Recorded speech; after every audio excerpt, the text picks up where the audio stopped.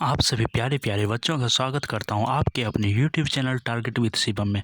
प्यारे बच्चों, मैं आज के वीडियो में पाटलिपुत्र वैभवम का क्वेश्चन आंसर कराऊंगा बहुत ही सरल तरीके से, ताकि आपको रटने की ज़रूरत ना पड़े। एवं मैं जितना बताऊंगा उससे ही क्वेश्चन आपके एग्जाम में बनेंगे, इससे बाहर क्वेश्चन नहीं बनेंगे। प्यारे बच्चों, मैंने पिछले मंगलम का वीडियो बनाया और बताया। इसके बाद साथ ही साथ मैंने पाटलिपुत्र वैभवम का काफ़ी हिंदी में तोड़ तोड़ के शब्द बताया, बेसिक से बताया, ताकि जो बच्चे डायरेक्ट इस वीडियो पे आए हैं पहले वो वीडियो को देख ले जाके चैनल पे विजिट करके, इसके बाद इस वीडियो को देखें। और जो बच्चे नए हैं वो बेल आइकन को ज़रूर क्लिक कर दे, ताकि आपको यहाँ पे मैट्रिक की संपूर्ण तरह तैयारी फ्री में करवाई जाए, वो भी शानदार तरीके से। आप भी यदि भीड़ से कुछ अलग करना चाहते हैं तो इस चैनल से जुड़े रहें। और जो बच्चे वो दोनों वीडियो पढ़ के आए हैं तो ये वीडियो में वो सिर्फ क्वेश्चन का आंसर करेंगे कमेंट बॉक्स में, और जिनका फुल मार्क्स आएगा उनके लिए मैंने स्पेशल कुछ करा है। तो चलिए शुरू करते हैं। पहला क्वेश्चन है, VVI ऑब्जेक्टिव फुल मार्क्स की गारंटी। सभी क्वेश्चन सेलेक्टेड लिए हैं, इससे बाहर एक भी क्वेश्चन नहीं आएगा, ये बात बिल्कुल सत्य है। पहला क्वेश्चन है, पाटलिपुत्र वैभवम पाठे कस्य नगरस वर्णनम अस्ति। यानी कि कहने का मतलब ये है, पाटलिपुत्र का वैभव यानी पाटलिपुत्र वैभवम मतलब पाटलिपुत्र का वैभव, पाठ में किस नगर का वर्णन किया गया है। तो किस नगर का वर्णन किया गया है, तो जो बच्चे पढ़ के आएंगे मेरे से वो तो डायरेक्ट क्लिक किए होंगे question number option number D, और जो बच्चे मुझसे नहीं पढ़ेंगे वो सोचते होंगे सर किस पे क्लिक करते हैं। तो प्यारे बच्चों, आप लोग पढ़े वो वीडियो देख के आए तो ऑप्शन नंबर डी आपका सही है, इससे बाहर क्वेश्चन नहीं बनेंगे। अगला क्वेश्चन हम लोग कर लेते हैं। बुद्ध काले पाटलिपुत्रस्य नगरस्य नाम किम। यानी बुद्ध के समय पाटलिपुत्र नगर का नाम क्या था। तो बुद्ध के समय में पाटलिपुत्र नगर का नाम था पाटलीग्राम, ऑप्शन नंबर सी। अगला क्वेश्चन कर लेते हैं हम लोग। गांधी सेतु कुत्र अस्तु। यानी कि कहने का मतलब यह है, गांधी सेतु कहाँ पर अवस्थित है। तो पाटलिपुत्र नगरे में अवस्थित है। गर्व की बात है, एशिया का सबसे बड़ा सेतु पुल। अगला क्वेश्चन कर लेते हैं। नगरस्य पालिका देवी का अस्ति। यानी नगर पालिका देवी कौन थी, तो पटन देवी, ऑप्शन नंबर ए नगर पालिका देवी पटन देवी। अगला क्वेश्चन कर लेते हैं हम लोग। कुटनी काव्यस्य रचनाकार कह। मतलब कुटनी काव्य मतलब एक ग्रंथ था, इसके रचनाकार कौन है। तो ऑप्शन नंबर बी दामोदर गुप्त इसके रचनाकार हैं। तो रटने की तो ज़रूरत है नहीं, बार बार ले वीडियो को देखें। और अगला क्वेश्चन कर लेते हैं हम लोग। कस्य महापुरुषस्य जन्मस्थान पाटलिपुत्रे अस्ति। मतलब किससे महापुरुष का जन्म स्थान पाटलिपुत्र में हुआ। तो गुरु गोविंद सिंह का जन्म पाटलिपुत्र में हुआ। कहीं ना कहीं ये गर्व की बात है, हम लोग बिहारी को गर्व होना चाहिए कि गुरु गोविंद सिंह का जन्म यहीं से हुआ है। तो कौन कहता है बिहारी, ये है। अगला क्वेश्चन कर लेते हैं। कस्य काले पाटलिपुत्रस्य रक्षा व्यवस्था संपन्नम आसीत्। मतलब किसके समय में, कस्य काले, काले मतलब समय, किसके समय में पाटलिपुत्र की रक्षा व्यवस्था काफ़ी संपन्न थी। तो चंद्रगुप्त मौर्य के समय में। अब रक्षा व्यवस्था तो इनके समय में होना भी चाहिए, क्योंकि इन्होंने सेल्यूकेड निकेटर को पराजित कर 6 लाख सेना लेकर पूरे भारत पर अपना विजय तिरंगा फहराया था।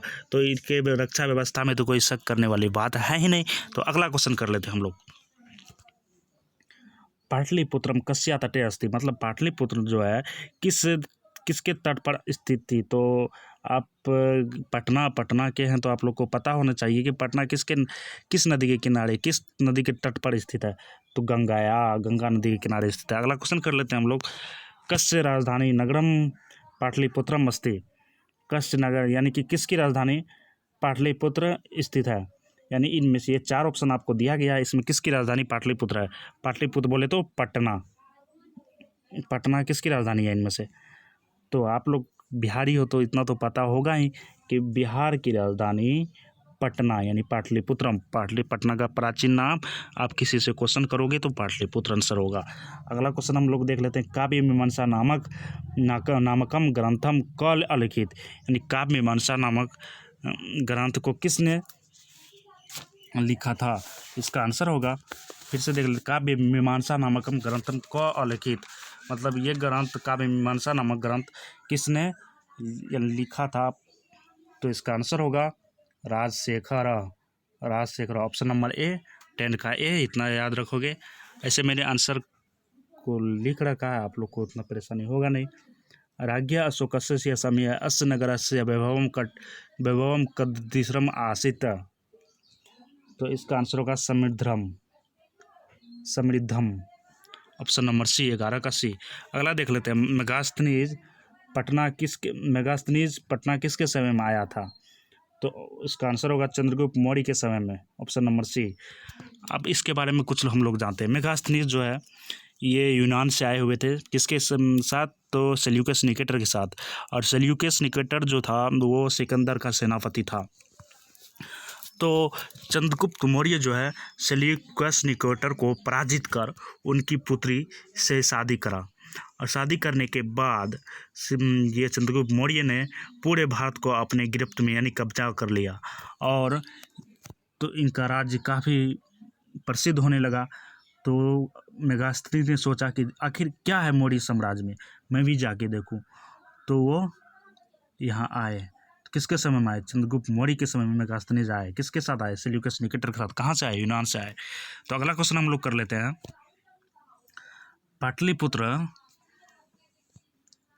पाटलिपुत्र पटना के नाम से कब प्रसिद्ध हुआ?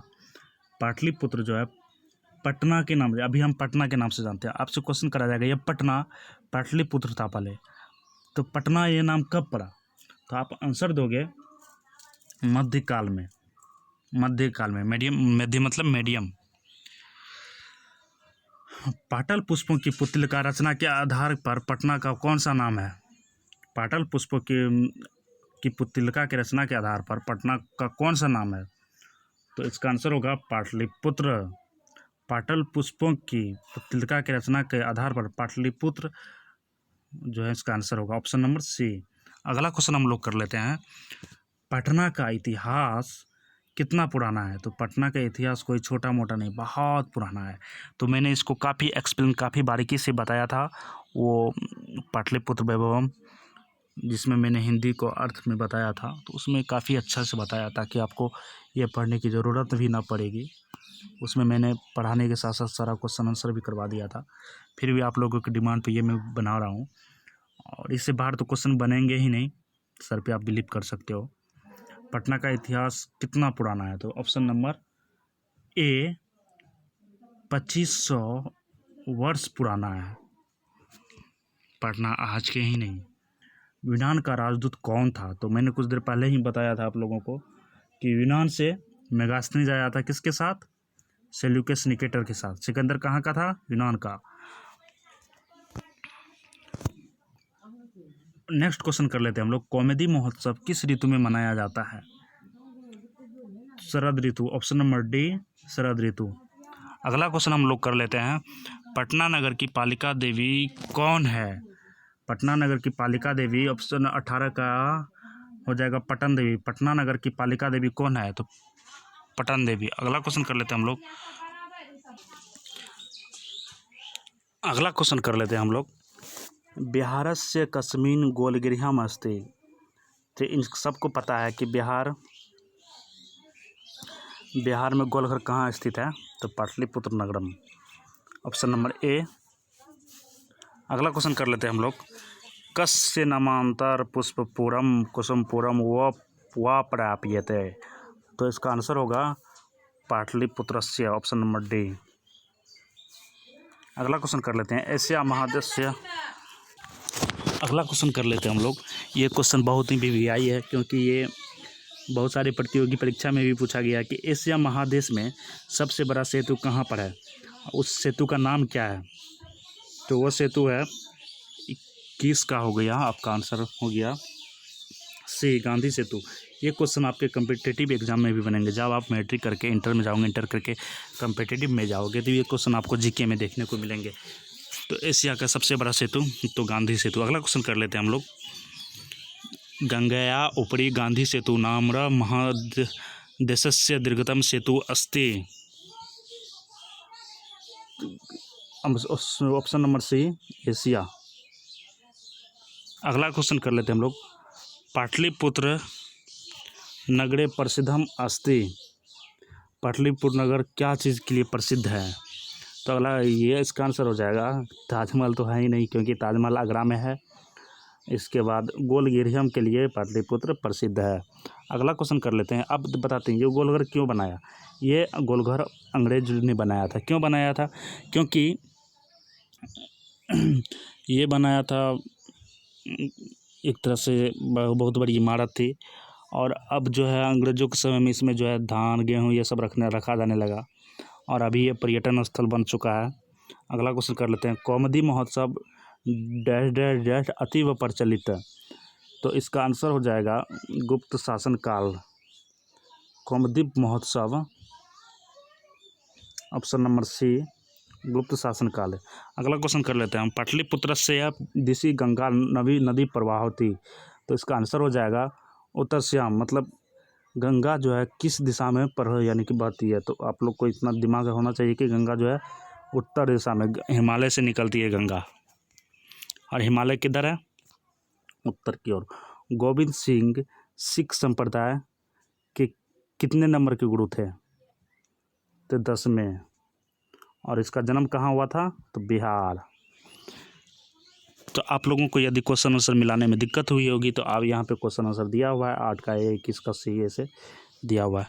तो प्यारे दोस्तों, आप लोगों को यहाँ संपूर्ण सिलेबस की तैयारी करवाई जाएगी, वो भी आसान व सरल शब्दों में। तो आप भी पढ़ना चाहते हो, आप भी टॉपर होना चाहते हो, आप भी भीड़ से अलग होना चाहते हो, आप भी कुछ करना चाहते हो अपनी ज़िंदगी में, तो इस चैनल को ज़रूर से ज़रूर सब्सक्राइब कर लो और हमारे साथ जुड़े रहो। तब तक के लिए बाय, टेक केयर।